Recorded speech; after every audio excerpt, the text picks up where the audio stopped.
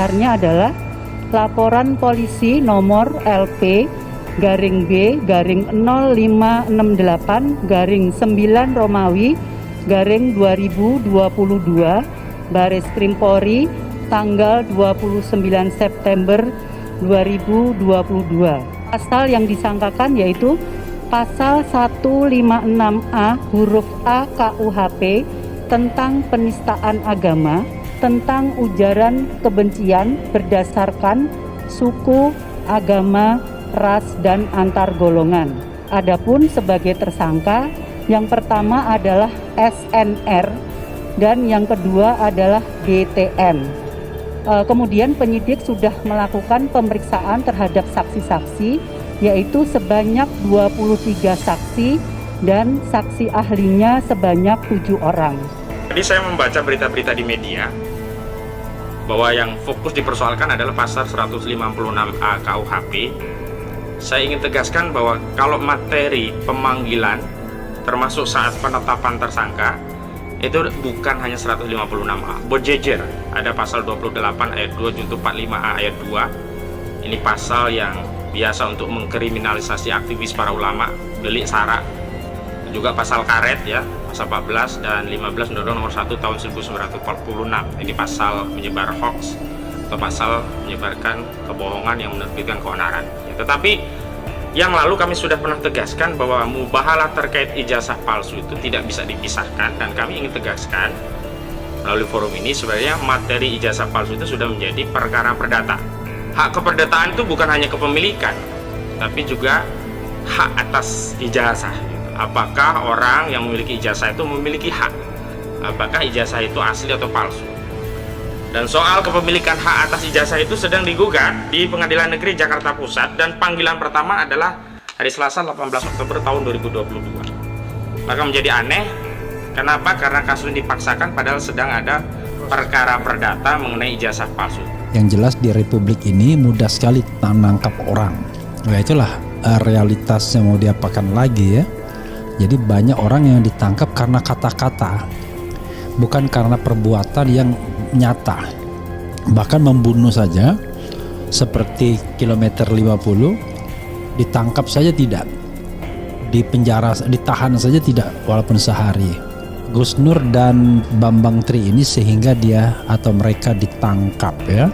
Sekali lagi, mereka ditangkap bukan kejahatan karena kejahatan konvensional, tapi karena kejahatan yang diatur once again oleh Undang-Undang ITE dan pasal-pasal penistaan agama yang tadi di zaman pemerintahan sekarang ini menjadi pasal yang lentur sekali.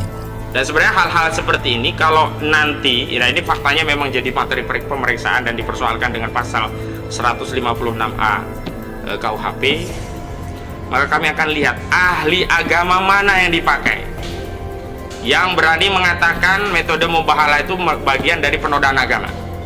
Dan ahli agama ini tidak bisa dari orang-orang umum, dia harus berasal dari institusi yang memang punya otoritas untuk menyampaikan pandangan-pandangan keagamaan secara resmi. Kalau Islam tentu harus dari Majelis Ulama Indonesia.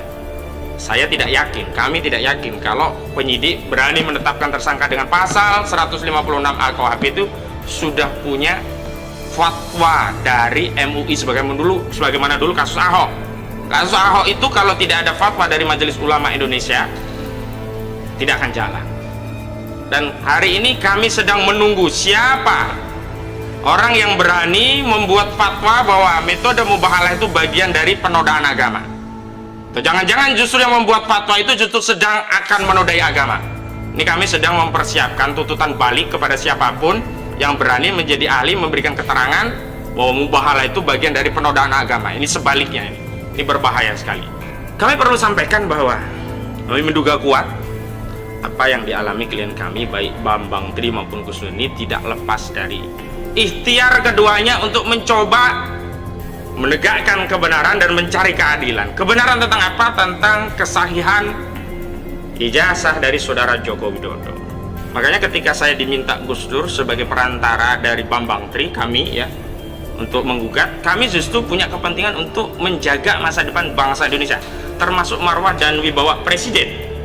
Karena kami tidak ingin diskursus ini menjadi liar, menjadi konsumsi sosial media tanpa ada keputusan hukum, karena itu sudah pada tempatnya.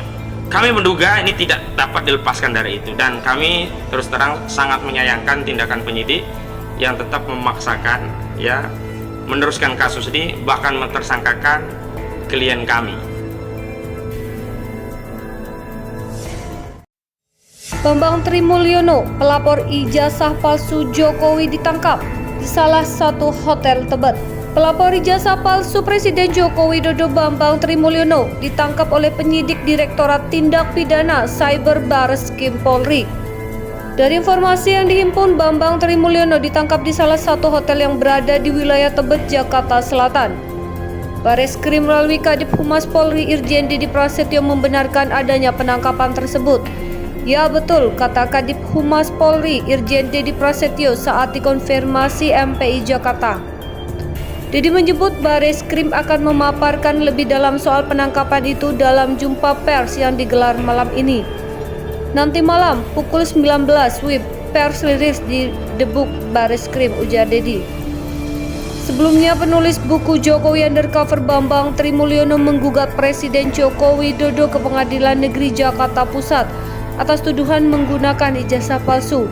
Gugatan perkara perdata tersebut terdaftar dengan nomor perkara 592 PDTG/2022 di PN Jakarta Pusat pada tanggal 3 Oktober di 2022.